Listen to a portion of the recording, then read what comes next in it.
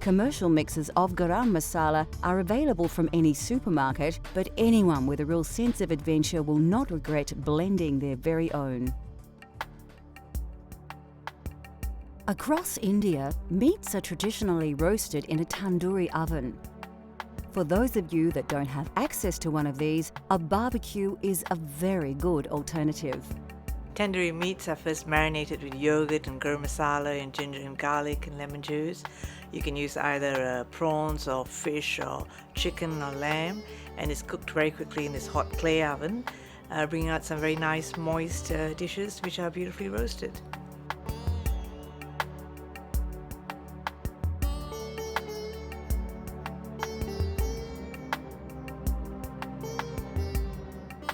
You'll need a few simple ingredients to make a traditional tandoori mixture.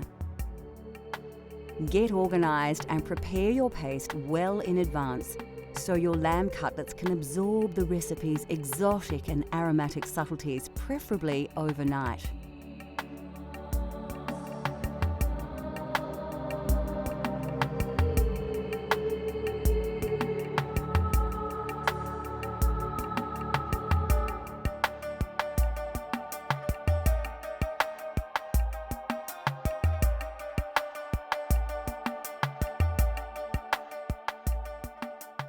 Add 2 tablespoons of ginger and garlic paste to a medium-sized mixing bowl.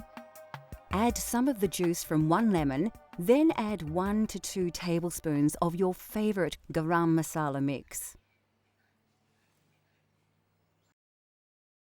Around half a teaspoon of red tandoori powder will give the meat its intense red colour once cooked. Scoop in 3 tablespoons of Greek-style yogurt and 2 tablespoons of vegetable oil. Now grab a spoon and thoroughly mix all the ingredients together. Your tandoori mixture is now ready to be added to the meat. At this stage, it's a good idea to wear gloves as the tandoori mixture will colour your hands just as well as the meat. Take your lamb cutlets and place them in a large mixing bowl. Scoop 2 teaspoons of ginger and garlic paste over the lamb and add the rest of the lemon juice. Add around 1 teaspoon of chili powder plus a teaspoon of salt and thoroughly massage all these ingredients into the meat. Now add about 6 tablespoons of the tandoori mixture that you have prepared earlier. Rub the mixture into the lamb well and ensure that all the cutlets are covered. Place the cutlets onto a plate, cover and store in a refrigerator for at least 4 hours, although overnight is best. This allows all the flavours of the spices to penetrate the meat. Instead of a tandoori oven, we're going to use a barbecue to cook the marinated lamb. Preheat the barbecue to a very high temperature and place the cutlets onto the hot plate, allowing them to sizzle in the rich marinade. Once they start to brown, turn them over and let them cook for another few minutes. Cooking the meat on a high heat will blacken the marinade in places and cook the outside of the meat well, while still keeping the cutlets tender and juicy inside. When ready, place the cutlets on a bed of lettuce. Serve with a simple salad made with cucumber, red onion, tomato and coriander. Finally, garnish with a wedge of lemon, which can be squeezed over the cutlets just before you enjoy them. Still to come on Cultural Flavours, India. We spice things up with an authentic style curry with Punjabi influences. Breads are eaten everywhere and mainly used to scoop up the main meal, especially in the Punjab region. We have different types of breads there. We don't eat too much of rice there, it's mainly bread. There's naans, there's bhaturas, there's chapatis, which are made today, there's parathas, there's stuffed parathas with, methi, which is fenugreek leaves. We love our bread in India, we eat a lot of it there.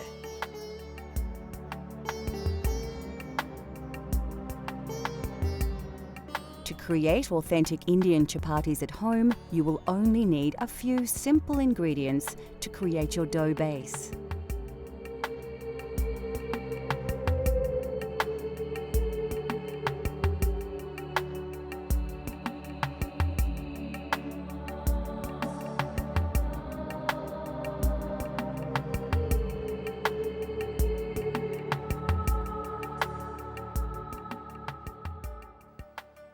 First, place your flour into a mixing bowl, add some water and then some oil, and start mixing it with your hands. Work the liquid through the flour, forming a dough, and add more water as you go until all the flour is picked up by the dough and it becomes slightly elastic. Make sure you knead the dough well. It should be malleable but not sticky. Then leave it to rest for 20 minutes. Take small pieces of dough and roll them into small balls. Coat them with some reserved flour, then work them into a disc with your hands. You can then roll them flat and thin with a rolling pin, adding flour as required to prevent the chapati from sticking to the pin or board. Place the rolled chapati on a floured plate and continue until you have used up the dough. When you have all your chapatis prepared, heat a griddle plate or non-stick frying pan until it's very hot. Don't use any oil though. Start cooking the chapatis on the hot griddle until they puff up. Then turn and cook the other side, pressing lightly around the edges with a folded tea towel. As each one is cooked, wrap in a clean tea towel until all are ready. This prevents them from drying out. To serve, lightly spread with ghee, which is clarified butter. Chapatis are generally served as an accompaniment to curries and vegetables.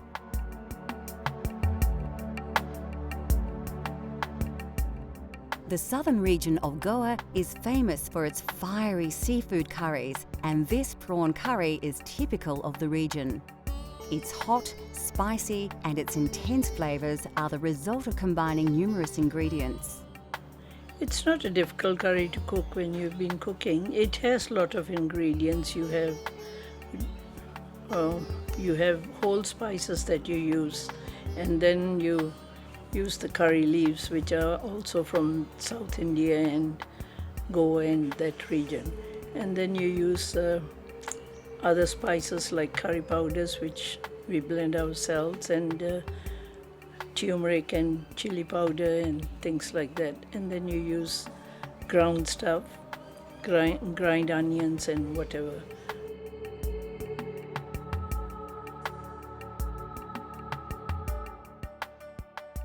Like most curries, the secret is to start with a good curry paste. Combining these ingredients in an electric blender is a quick and simple way to make a great base for your curry. For those of you looking for a truly authentic Goan taste, liberally add more chili and vinegar to your curry paste.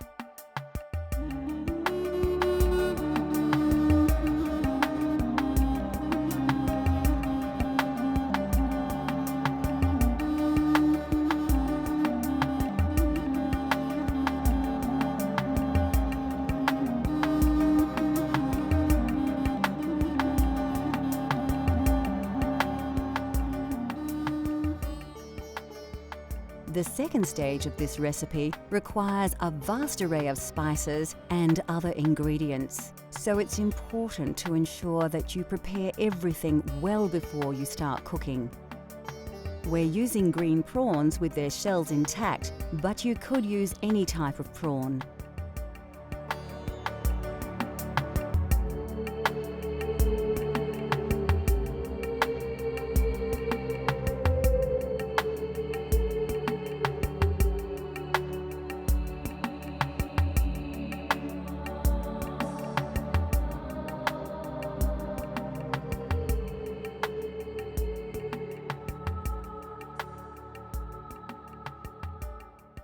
Goan prawn curry is usually enjoyed with basmati rice or eaten with breads such as chapati or naan.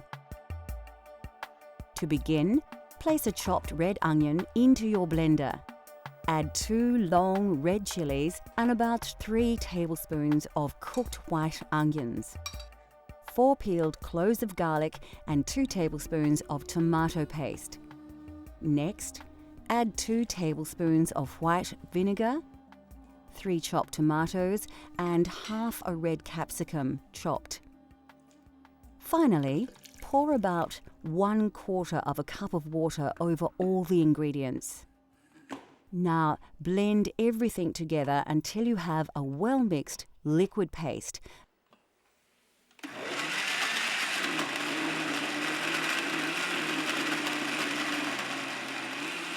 and put this to one side until later. To prepare the curry, heat some oil in a pan. Add your star anise, cardamom, cloves, cinnamon stick, fenugreek and mustard seeds to the hot oil. Place a sprig of curry leaves and 2 diced onions into the pan, then stir well. Take some ginger and garlic paste and stir around 2 teaspoons into your curry base. Pour in around half a cup of water and mix well.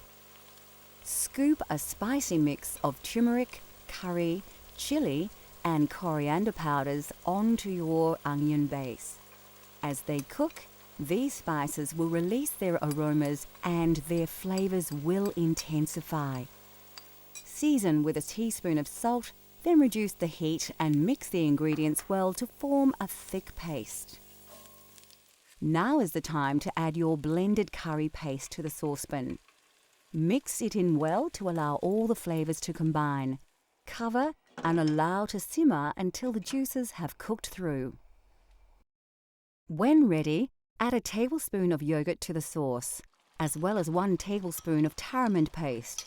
Then pour in half a can of coconut milk. These will help to bind all the ingredients together into a rich, creamy sauce. Take the juice of half a lemon and add it to the sauce. You can now add your prawns to the curry and then bring the sauce to the boil once to cook them. Remove the saucepan from the heat. Sprinkle 3 tablespoons of fresh chopped coriander and stir. Finally, cover and allow the curry to stand for 5 to 10 minutes before serving with basmati rice.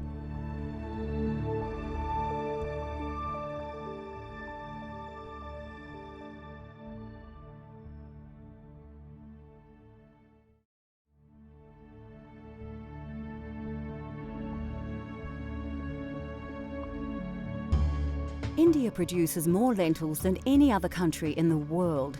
These pulses are packed with high levels of protein as well as many essential minerals and vitamins. They are inexpensive, extremely nutritious, highly versatile and considered by many to be one of the healthiest food sources available. The most popular variety is Moong Dal. Commonly mixed with rice and sometimes with vegetables, these lentils form the basis of many very simple but healthy meals in India. They are so highly regarded by some Indian doctors that they are even prescribed to help with many stomach ailments. Black urd dal is very popular, especially across the north of the country. It forms the main ingredient of dal makhani, the most characteristic signature dish of the Punjab region. Made with cream and butter, the dish takes over 8 hours to prepare. Very tasty and nutritious, dal makhani is usually accompanied by rice or served with freshly cooked chapatis. The white variety are simply black urd dal with their intensely flavoured shells removed. These are often soaked and ground to make delicious donuts, which are very popular throughout India.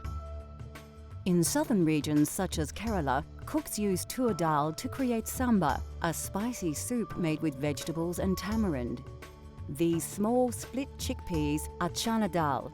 They have a variety of uses, not least as an ingredient in the crispy papadam, a favourite accompaniment at most Indian restaurants around the world.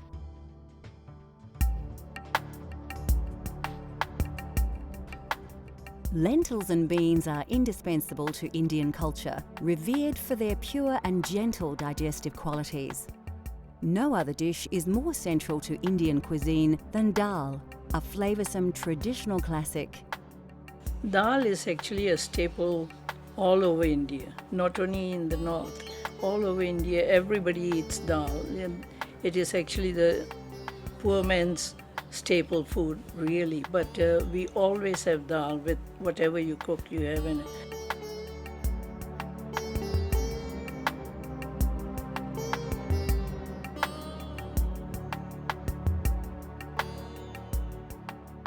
From north to south, dal in all its forms is central to Indian cuisine. Although dal seems like a simple dish, the preparation and complexity of its ingredients comes as a surprise to many. With a little time though, anybody can create a delicious dal at home.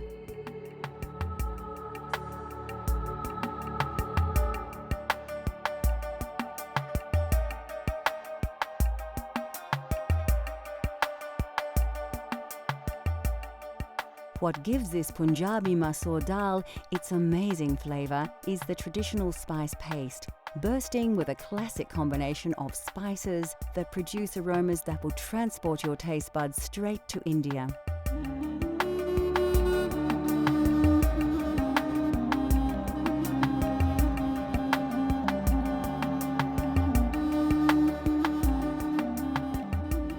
Although once limited to a very select few, all these exotic spices can now be sourced directly from your local supermarket. Firstly, take your red-washed red lentils and place them in a medium-sized saucepan. Add the water to the pot, then stir in your turmeric powder, salt, a dash of chili powder, the garlic and ginger paste, a dash of fenugreek seeds and a tablespoon of oil. You can find garlic and ginger paste in most Asian grocers or simply buy them individually and combine them yourself. Chop the fresh chili and add it to the ingredients, along with the diced tomato. Give it a good stir before placing on the stove to boil for about 15 minutes. This part of the preparation is very quick, and dal is a great dish to prepare if you're short on time. While the pot is bubbling away, you can prepare your spice paste. Finely chop 3 cloves of garlic and dice an onion. We're actually using the sweeter Spanish onion here. Put a small pan on the stove and heat up your vegetable oil until it begins to smoke. When the oil is hot, add a pinch of fenugreek seeds, cumin seeds, mustard seeds, curry leaves and diced garlic. This all needs to be done quickly to avoid burning the ingredients while allowing the flavours to release into the hot oil. Add the diced onion and give your paste a stir, coating the oil over the onion. This will slow the cooking process and now you can work a little less urgently. Next, add a couple of teaspoons of garlic and ginger paste, coriander powder, curry powder, and some chili powder if you like. You can reduce the chili if you prefer, cooking to your own tastes. Add a teaspoon of ghee and quickly stir it through the paste. The aromas should envelop you as the spices and butter mix in the hot pan.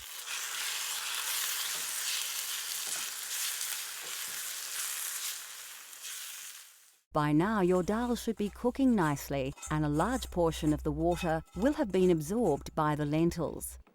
Stir the spice paste into the dal on the stove top and mix in well. Keep it on the heat while stirring to help the flavours combine. Lastly, finely chop some fresh coriander, stalks and all, and add it to the dal. Keep a little aside to use as a garnish when serving. Now you too can prepare a traditional Punjabi masoor dal, a delicious, authentic vegetarian Indian dish, rich in flavours and good for you as well.